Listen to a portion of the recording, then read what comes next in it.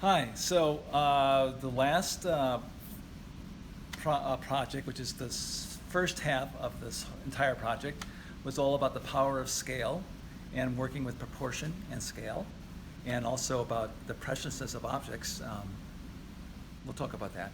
Not here. But anyway, this part now, we're going to be doing something with these objects, and it's actually the sort of the fundamentals of three-dimensional design.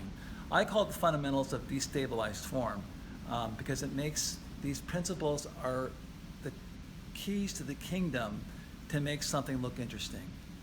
Once you understand these things, you can throw things off and you can actually suck people's attention in. It's almost visual manipulation. So we're going to cover these at length and work with them, and I'll show you some other PowerPoints. But I have an eye test for you first. So if you could bring that in. I want you to tell me something. Let's see, I don't want to give it away here. So tell me, here's your eye test. What is more interesting, this or that?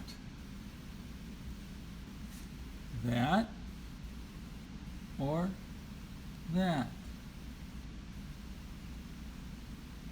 That or that? Well, obviously, this might be a little more interesting to you, because what's going to happen as soon as the picture's done being taken? What's going to happen? Well, they'll kind of maybe shift around a little bit, and they might, comb their hair, pick their nose, or something like that. Whereas in this one, the next instant after the picture, this guy on the left is going to fall, and maybe the other guy too. So that makes it a whole lot more interesting, capturing an object in the act of falling. Now, what makes something able to fall? Well, space. There's space under here, and there's gravity. So there's nowhere else for this guy to go but pretty much down, and maybe this way as well, but or go to the right. But anyway, so it's actually capturing objects in the act. Even though it's a frozen picture, nothing's moving. It suggests something happening in the next instant, whereas the other one does not. Not much is going to happen. So these are rules of dynamic form, and that's the basic one, objects in the act of falling. Now I'm going to move over to the table and give you a little bit of a demo about what we're going to do with your objects in order to make a sculpture that is interesting looking. So,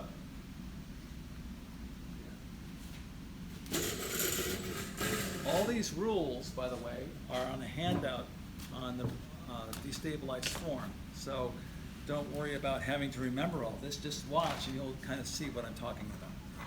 So you now have three objects.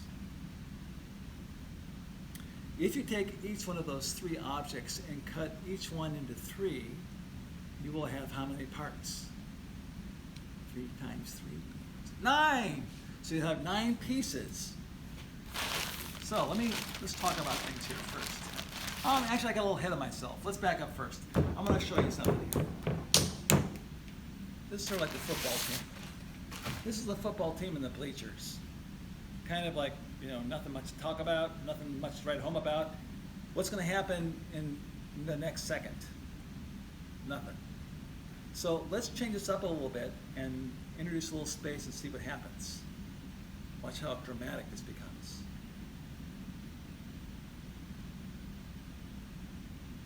What's going to happen if I let go of my finger? It's going to fall. So this is far more interesting than that. And what I did was I introduced space and gravity so the thing can fall. Now, this is sort of interesting where it's up on its edge like that. But even more interesting than that would be if I went like this. Go this way. Get up on a point. Oh no! Oh. And it's really unstable. So I'm introducing sort of an instability to make it look more interesting. Now, back to what I was saying before. You will have, once you cut your 3 objects into 3 pieces, you'll have 9 pieces. You're going to reassemble those according to rules of dynamic form. Now,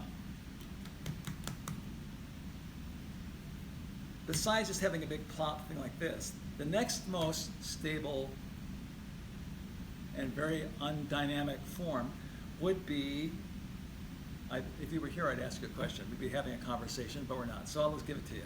Is a tripod. If you think of a camera on a tripod, so let's think about that one. So you have, let's talk about why it is stable. So let me make a little tripod here, kind of a crude one. So what's stable about this is, I mean, come on, I've introduced space. There's a lot of space here. Things could fall, you know, right? But what makes it stable, even though there's space down here, is that they're all meeting in the middle. So there's a center right here. They're all three equal length about, so that gives a sort of sense of stability and symmetry. Symmetry is another word for stability. So I want to break that up a little bit too. So, and they're all, instead of in the act of falling, each one of these is in the act of leaning. So I don't want things leaning. That's not going anywhere. So I'm going to break this up just with one little move. This whole thing will get totally thrown off. So I'm going to take one of these guys. Oh, first of all, before I do that, another thing that's also symmetrical and equal is each one of these is a sort of an equal triangle. This negative space, that negative space, is the same as this negative space, is the same as this negative space, and it all meets in the middle. So this all gives this sort of symmetry, stability. So I'll take one of these and just move it a little bit. Now, that's in the act of falling or sliding this way. These two are both in the act of, whoa, falling that way. What an excellent example. So anyway, I've broken up the tripod. And also, if you look at the negative space, this one actually is sort of a parallelogram, sort of twisted around. This is more of like an equilateral triangle, and this is sort of like a right triangle, these negative spaces. So everything, just by moving this a half an inch down the side here, has got thrown off. I've broken up the center. Okay, I've broken up the tripod. I've got everything on points. Now all three of these are in the act of falling. None of them are in the act of leaning anymore. So even though it's not moving anywhere, I've frozen them in the act of falling. Okay? I've gotten mass out of the base. Remember this, it's just, there's no mass, there's just mass in the base. I get mass out of the base. I break up the center. I get out objects in the act of falling. Okay? So that's one of the rules. Now, let's say if I have 9 pieces, pretend these are my objects. I have 9 pieces. I'm going to reconfigure these. I'm going to put these all together into one sculpture following these rules.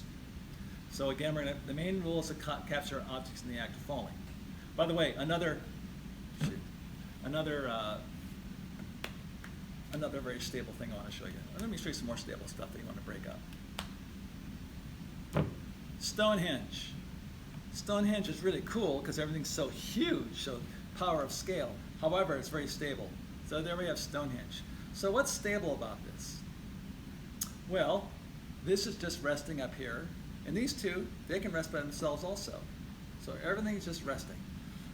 What makes it at rest is, first of all, these are perpendicular to this plane. The plane that you show your sculptures on is part of the sculpture. So the relationship of the sculpture to the ground is very important. We want to make that dynamic too. So they're perpendicular. This is perpendicular to these, and these two are parallel. So let me do another move here, a very small one, that will make all this go haywire. So I'll go like that, like that. Oh, I'm not sure I made it stand. Oh, no, 1 second, 1 second, I can do it.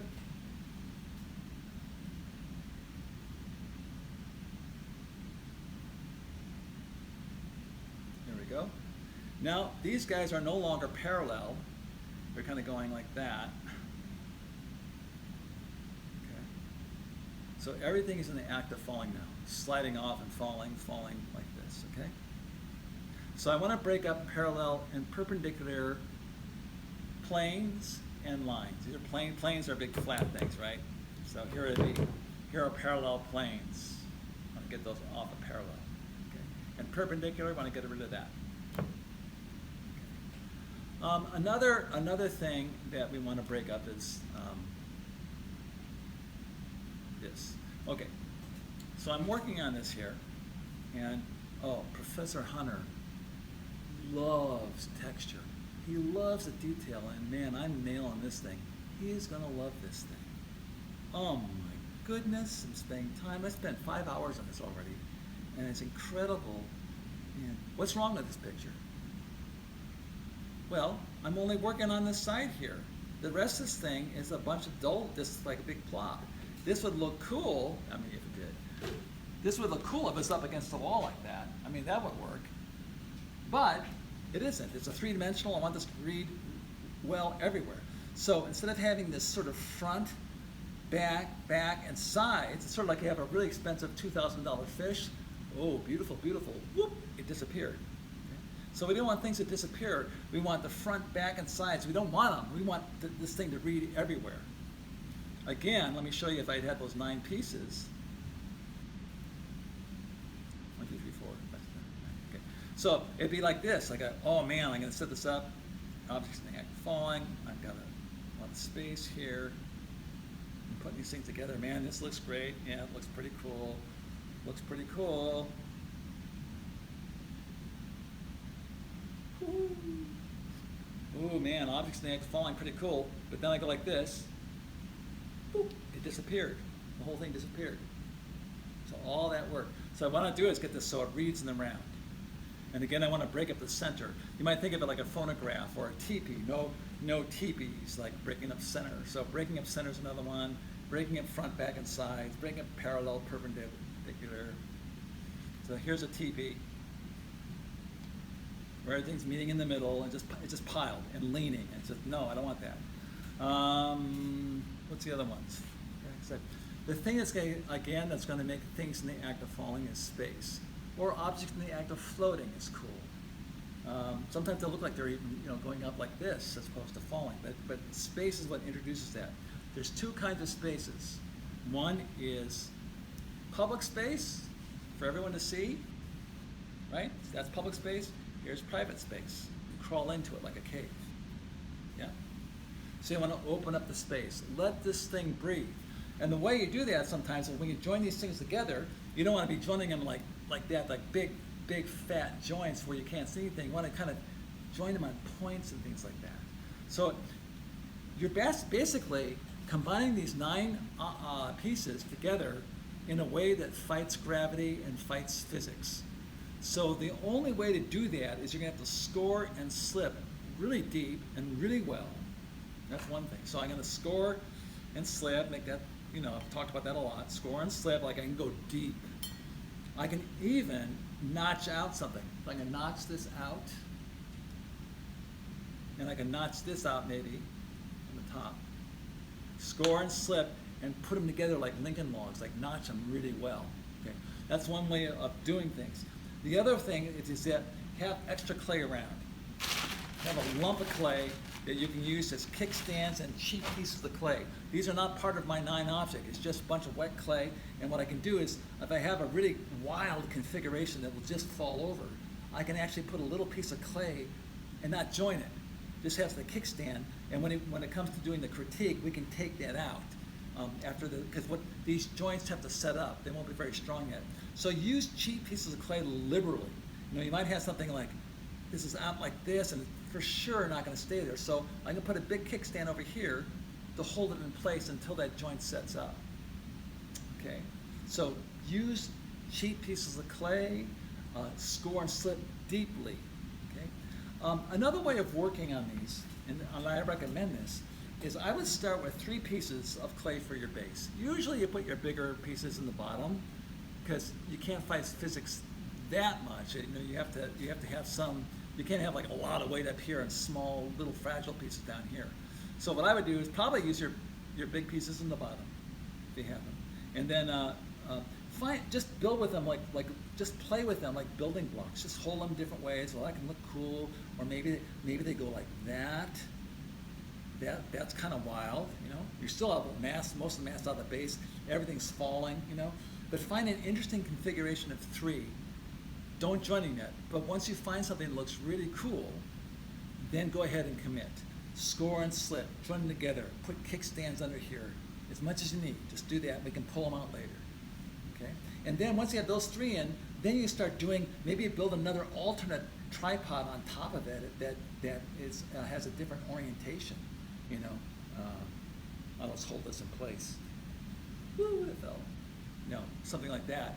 and all of a sudden this thing starts like rocking like crazy. Okay, so all the rules are on the handout about destabilized form that will be in with the assignment. I have PowerPoints about this I'm going to show you. That's going to be just a live lecture, and although I'll film it. But that pretty much tells you the rules. The main one, objects in the act of falling. So let me review really quickly. You have 3 objects. You'll cut them up each into 3, so you'll have 9 pieces. You'll recombine all of those into one sculpture following the rules of destabilized form. Now, one thing.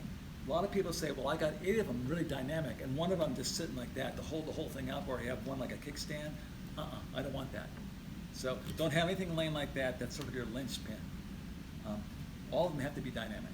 You can have a kickstand of clay that you use as a cheap piece, take it out later so that the thing exists, all dynamic. Once you're done with that, let's say you have the sculpture done, if you let it dry out, the bone dry, it's going to get really brittle, and if you just look at it sideways, it might fall apart. So I recommend gently with your plastic. By the way, build on a piece of wood. Don't build directly on the table because you don't want to touch this thing. You just want to touch the board. Okay, so build on something else so you can just grab it like that. That way this won't get stressed. And then gently let the plastic fall over it without stressing it out. Maybe wrap it under so it just stays a little bit leather hard and we can look at it. I would recommend taking a picture of it as soon as you like what you have. So even if it does fall apart, at least you have a picture of it. You can send that to me as well. Because I'll want a picture as well as look at these on Zoom. We will critique these live in Zoom. We'll look at all of them. And then also I'll have you send me a picture. So make sure you document your work, please. I think that does it. Thank you.